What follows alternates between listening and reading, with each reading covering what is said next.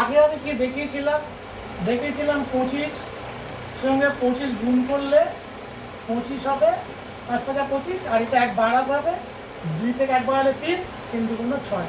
এটা আমি আগে আলোচনা করেছিলাম। কিন্তু এখন যেটা আলোচনা করছি সেটা হচ্ছে কি, এই দুটো 5 না থেকে যদি অন্য কোনো সংখ্যা থাকে, তাদের যোগফল যদি 10 হয়, তাদের যোগফল যদি 10 হয়, সেক্ষেত্রে কী হবে? যেমন এখানে আমি উদাহরণ হিসাবে বলছি, হয়তো 3 7, 3 3, উদাহরণ 7 আর 3 10, আর বাকিগুলো সংখ্যা ঠিক আছে। যেরকম 4 2, 4 8, উদাহরণ কিন্তু 4 8 আর 2 10। যেমন এখানে যদি বলি 51 59, 9 আর 1 10, এগুলো 10, এগুলো সব 10। আরও বলতে পারি, সেটা হচ্ছে 1 1 6 1 1 6। এককের অঙ্ক যদি 10 হয়, সেক্ষেত্রে কী হবে? এককের অঙ্ক 10 হলে নিয়মটা একই থাকবে। কীরকম? 3 7 21, এটাকে 1 বাড়াতে হবে, 4 3 4 12। এটাতে কি হবে? 8 2 16, 4কে 1 বাড়াতে হবে, 5 4 5 20। এটার ক্ষেত্রে কি হবে? 9 1 কে 9, এই দুটো একদম ডাইরেক্ট গুণ হয়ে যাবে। 9 1 কে 9, কিন্তু একটা শূন্য দিতে হবে, যেহেতু এটা একক দশক মিলিয়ে হচ্ছে, শূন্য। আর 5কে 1 বাড়াতে হবে, 5 5 5কে 1 বাড়ালে 6, 5 6 30। আর এটা কত হবে? এটাও দেখ, 6 আর 4 10, 10, সেটা দুটো 10 হতে হবে, এক দুটো কিন্তু 10 হতে হবে, আলাদা সংখ্যা হবে, হতে হবে। কিন্তু এই সাইডেরটা কিন্তু সমান থাকতে হবে, এইদিকে সমান থাকতে হবে, এইটা 10 হতে হবে। 4 6 24, 4 6 24। আর এদিকে কত হবে? 1 বাড়াতে হবে, 1 বাড়ালে হচ্ছে 12, 12কে 11 দিয়ে গুণ করতে হবে। গুণ করলে কত? 1 3 2, হ্যাঁ।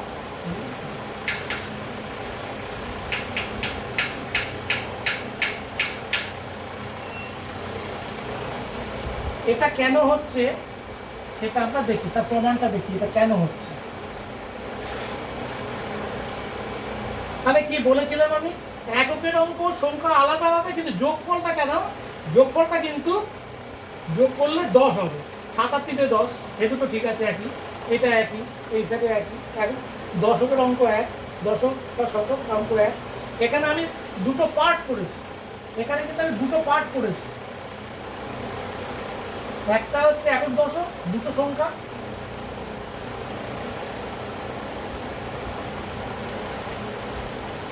এখানে দুটো সংখ্যা বসবে। এটা একক, এখানে যদি 1 থাকতো তাহলে 1 1 1, এখানে একটা শূন্য দিতে হতো। যেমন এখানে 9 1 9 শূন্য দিয়েছে, এই একটা পার্ট, আর একটা পার্ট এইটা, আর একটা পার্ট এইটা। এইটা থেকে দুটো কিন্তু একই রকম, এখানে দুটো কিন্তু একই, দুটো কিন্তু একই। একেরটায় এটাকে 1 যোগ করে এটা যোগ করতে হচ্ছে। এটা কেন হচ্ছে এবারে বলছি।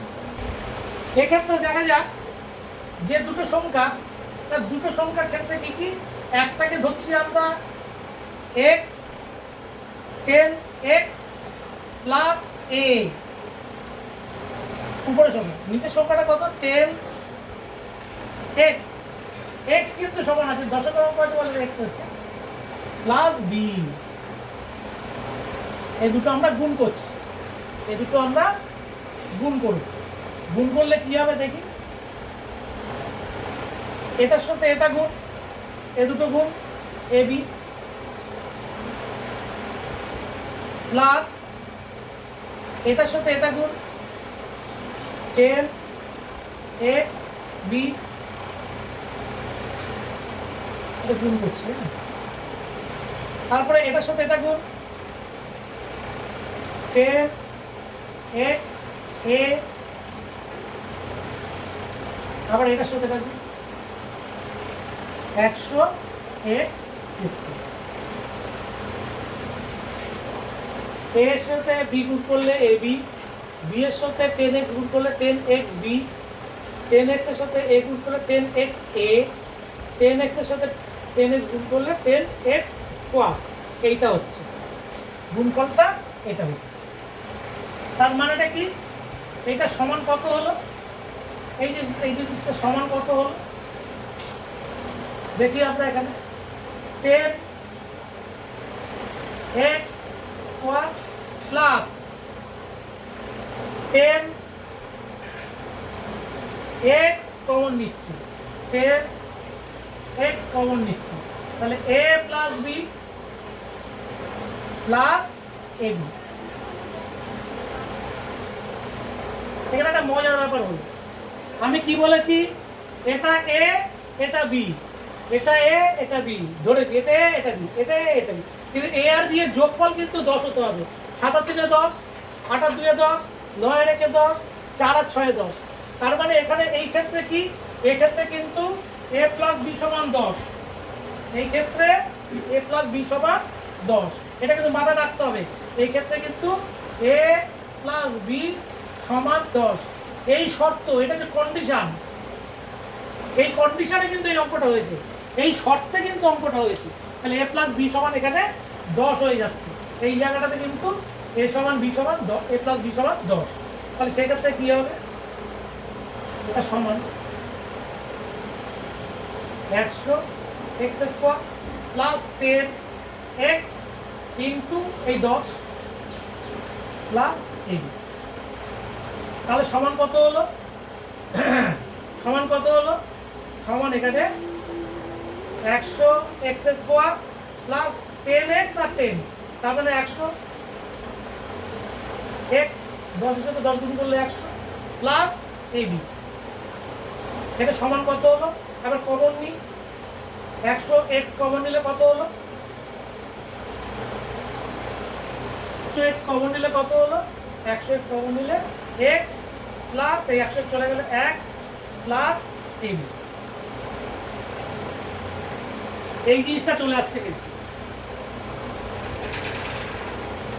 এই জিনিসটা। তাহলে এখানে কি হলো?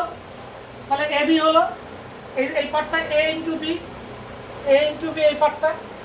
তার মানে এই পার্ট এখানে এই পার্ট হিসাবে যদি ভাগ করে দিই, এই পার্ট হিসাবে যদি ভাগ করে দিই, তাহলে এখানে ab, a আর b এর গুণফল, দুটো অঙ্ক থাকছে। আর এই পারে কি হলো? এ পারে হচ্ছে 100x, এপারে কি হলো? 100x, x plus 1। আমি 100টাকে উজ্জ্ব রাখছি, কেন এখানে তো, এখানে অঙ্কের ক্ষেত্রে তো এখানে দুটো সংখ্যা আর এখানে তিনটে সংখ্যা, তারপরের সংখ্যাটা এটা, ওই জন্য এখানে 100টা আসছে, 100টা আসছে কিন্তু এখানে ওই জন্য দুটো সংখ্যা দিয়ে বাকি সংখ্যা একক, দশক, শতক, হাজার, অযুত, লক্ষ, যাই হোক দুটো সংখ্যা এখানে। এবার দুটো সংখ্যার ছোট, দুটো সংখ্যার এপারে যদি যোগ করতে যায় ওই জন্য 100টা আসছে। তাহলে x প্লাস 1 মানে নিজের এই সংখ্যাটাকে 1 বাড়াতে হয়েছে, তার সাথে x গুণ করতে হচ্ছে উপরে শুধু, এই জিনিসটা চলে আসছে। এটা তার প্রমাণ। এইভাবে জিনিসটা ভাঙলে দেখা যাচ্ছে এই নিয়মটা কেন হচ্ছে সেটা প্রমাণ। এটা হচ্ছে প্রুফ।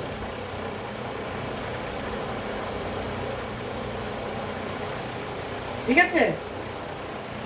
তাহলে তার প্রমাণটা হলো কি, যে কোনো একদিকে যদি 10 হয়, এই যে 10, এই যে যোগফলটা যে 10 হচ্ছে, ওই জন্য এটা আমি বুঝে দিচ্ছি, ওই জন্য এর আগে যে 5-এর ব্যাপারটা দেখিয়েছিলাম, যে 5,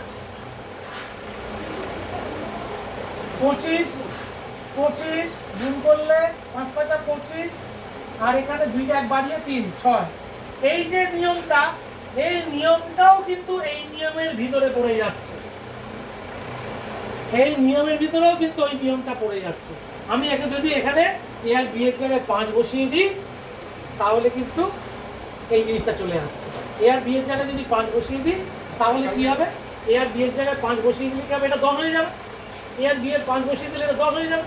10 হয়ে গেলে তাহলে এই যে 10 হয়ে গেল, এই 10টা বসে গেল, তাহলে a ও 5 b ও 5, দুটোর ক্ষেত্রে কিন্তু একই সংখ্যাটা স্কোয়ারের ক্ষেত্রে আসছে, a ও 5 b ও 5। কিন্তু a আর b তে একটা যদি 4 হয় তাহলে একটা হবে 6, 4 আর 6 10। এখানে কি হচ্ছে? এখানে হচ্ছে 5-এর সাথে 5 যোগ করলে 10, সেক্ষেত্রে প্রযোজ্য হচ্ছে এটা। এরকম ধরনের অঙ্ক আমি দেখি। এবারে 5-এর জায়গায় যদি এটা কমিয়ে যায় 4 3 2 1, তাহলে তাহলে এটা কমে গেলে এটা বাড়িয়ে যেতে হবে 6 7 8 9, তাহলে এগুলো সব 10 হয়ে যাবে।